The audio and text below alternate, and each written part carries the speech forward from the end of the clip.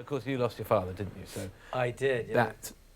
What's amazing about you, to me, is that you, a couple of years after your father was shot, you start a comedy club and you start doing stand-up comedy about it. I tell you what was strange about it was there were so many people in Northern Ireland that died that weren't involved in anything, really. And my dad was, he was a building contractor, and he looked after, he employed both sides. And in Belfast, you had to pay your protection money. It was essentially a mafia. The city was carved up as a mafia.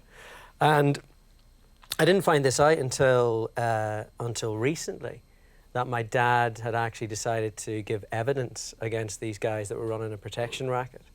And that was the reason. And I did a gig for Dave, one night stand in Belfast, and afterwards, this woman came up to me and she said, oh, you know, very good show, blah, blah, blah. And I thought, great, you know, how long am I going to have to talk to this woman before I can get back to the bar? And she said, my husband knew your dad.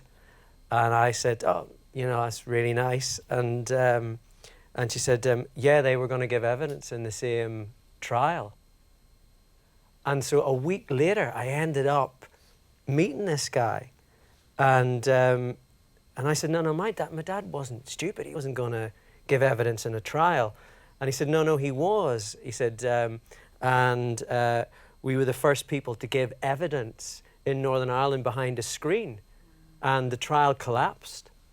And I still didn't believe this guy. And then he showed me he still had this gun. He still had a personal protection weapon because the trial had collapsed. And this was over 20 years later. And so at the time, there were so many people, so many families who were in the same position that you didn't feel by going on stage, this is something unique that has happened to our family, and so therefore I'm going to go on, I'm going to do stand-up about it. You actually felt part of a club. You felt, you know, you felt that it would have been much more difficult to get up on stage in Northern Ireland and try to do political satire if you hadn't been. And I remember we used to have, you know, guys coming in all the time. You'd have off-duty policemen and IRA people and all this. And a guy came up to me one night and he said, oh, we like those jokes, but we don't like those jokes.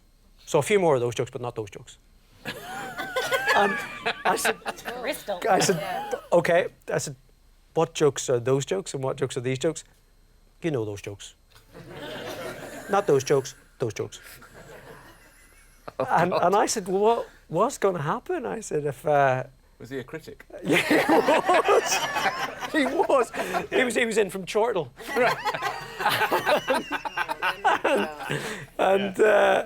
And he was basically telling me that if I didn't change my material, that he was gonna, you know... Who knows what? Well, no, he very much told me that there'd be plastic kneecaps involved. And I just, at that time, I was, you know, my dad had died a few years before, and I said, look, I said, really? I said, you know, I'm an okay comedian. I said, but if you want to turn a shit comedian into a legend, I said, go ahead.